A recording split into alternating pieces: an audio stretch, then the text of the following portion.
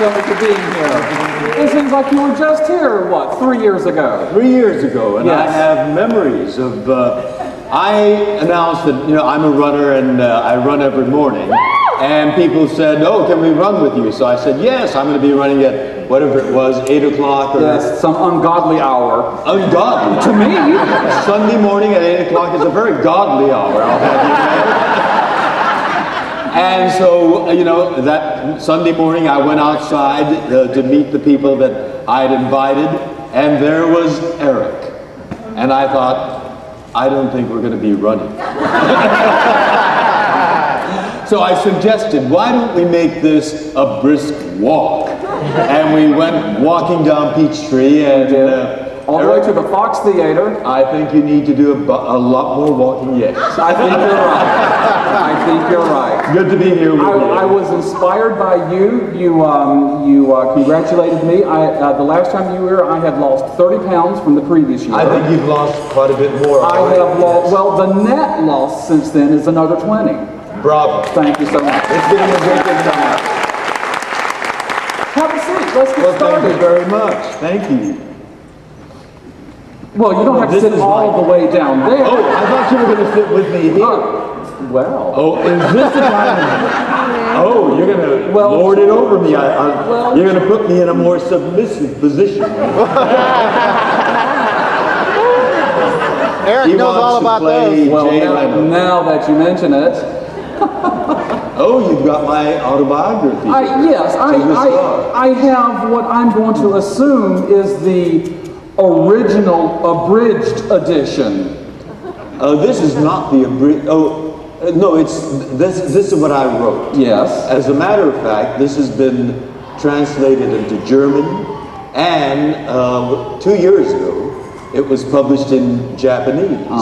And I was autographing this afternoon here, and a young man came with the Japanese version. So I started talking to him in Japanese, thinking that he reads Japanese. He doesn't. He's a collector of everything Star Trek. So he's got a copy of the Japanese translation of To the Stars that he can't read. But he's very proud of a very complete collection that he's got. So I autographed it for him in both English and Japanese. That's great. That's great. Since you were here last 3 years ago, you have been very, very busy. I have? I have a short list of some of the things you've done. I'd like to, in case the audience isn't aware, in 2004 and 2005, you served on the Independent Task Force on Television Measurement. For 3 months in late 2005, you starred in a Los Angeles production of Peter Shaffer's Equus. You know, he pronounces it Schaffer. Schaffer. I was pronouncing it Schaefer too. Okay. But it's Schaffer. Schaffer. That is, those of you who have seen Equus, it is a powerful play. And the role of the psychiatrist is a wonderful role. As a matter of fact, you know, on Broadway, it was first played by Anthony Hopkins. And then he was followed by Tony Perkins. And then he was followed by the great Richard Burton. And Richard Burton was followed by none other than my Star Trek colleague, Leonard Nimoy. Yes. And for me to be playing that part, you know, was filling a huge pair of shoes. And or a pair of ears, as the case may be. I didn't put on ears. But when Leonard found out that I was going to be doing it, he said, I'm coming. And I was terror-struck. You know, the man who played it on Broadway is coming to see my interpretation of Dr. Dysart. Excuse me, I've been talking to the fans at the autograph line, and my voice is going. I'm losing my voice rapidly. So I apologize if I have to clear my voice. The night that Leonard had the his tickets for, he and his wife, I girded my loins. And after the performance, he came around backstage, came to the dressing room, and I grinned up at him and said, well, Leonard, and he grins this very diplomatic and witty smile at me and says, you, George, were better. Now that's flattery. That's tremendous but praise. Coming from Leonard, it was very sweet of him. Well, that's wonderful. So, excuse me, it must have been a very successful run then. It was. Great reviews. We had great houses. It was the 5th best box office production at that theater. Wow. And the others were all musicals. Equus, as you know, is a non-musical. And so we're the top box office non-musical at the East-West Players. Very Excuse me. After that, you for 2 non-consecutive weeks earlier this year, you've been the announcer on Howard Stern's radio show. A lot of Stern fans in there. Hey now. And I'm going to be back in 3 weeks. Is that right? I'm going to be doing a feature film on location in New York, and I told Howard after that's done, I'll come and visit with you guys again. Cool. So I'll be back. Excellent. And I think especially wonderful, I was so impressed to have read this. You were given the Order of the Rising Sun, gold rays with rosette, and I hope I pronounced this correctly, by His Majesty Emperor Akihito. That's correct. In Tokyo in 2004. What a tremendous honor that must have been. It was.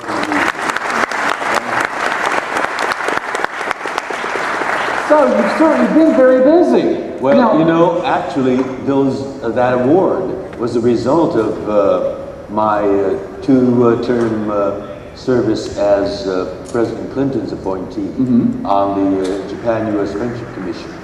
And just at that time, I also happened to be the chairman of the board of the Japanese American National Museum. So we sent one of our exhibits from the museum to Japan, and it toured there for 2 years. And for each one of the openings, it opened first in Okinawa, which is the southernmost island of Japan, and then it came up to Osaka, which is the second biggest city in Japan. Then it moved to Hiroshima, which most people know is a place where the atomic bomb, the first atomic bomb was dropped.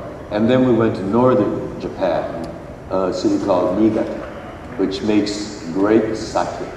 And we got a tour of one of the sake breweries. But you know, with these breweries, they at the end of the tour, they have tastings. They line up about a dozen different grades of sake for you to taste. The first one was wonderful. The second one was slightly different in its wonderfulness. By the third one, it was just as great as the first one. And the 12th one, who cared? Well, that's great.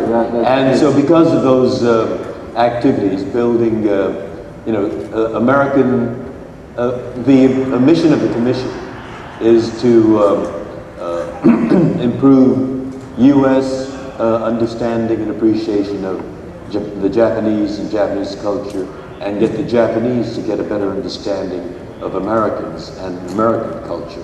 And so the Order of the Rising Sun Award was a result of those activities. So the tour was very successful then. Achieved what it set out to do. Indeed it was. That's great. That's great. Did I miss anything? Oh yeah, a lot. I did. You missed my service on the Japan-U.S. Friendship Commission. I'm the chairman of the Board of Governors of the East-West Players. I'm still a trustee. And that was who produced Equus, wasn't it? Equus, right. Yes. And I'm still a trustee of the Japanese American National Museum, to which we invite all of you. Next time you're visiting Los Angeles, do make it a point to visit the museum. It tells the story of the experience of Japanese Americans from the coming of the immigrants in the 1880s to the next generation and their struggle to establish themselves in this country. And then World War II breaks out. And, you know, we were American citizens, born and raised here. My mother was born in Sacramento. My father was a San Franciscan. And yet, because we happen to look like the people who bombed Pearl Harbor, this government rounded all Japanese Americans up on the West Coast. You know, no charges, no trial, no due process, and put us in 10 barbed wire prison camp for all rights and purposes. They called it internment camp, but they had sentry towers with machine guns pointed at us, and when I made the night run to the latrine, searchlights followed me, you know. But I was fortunately very young. I was, when Pearl Harbor happened, I was 4 years old.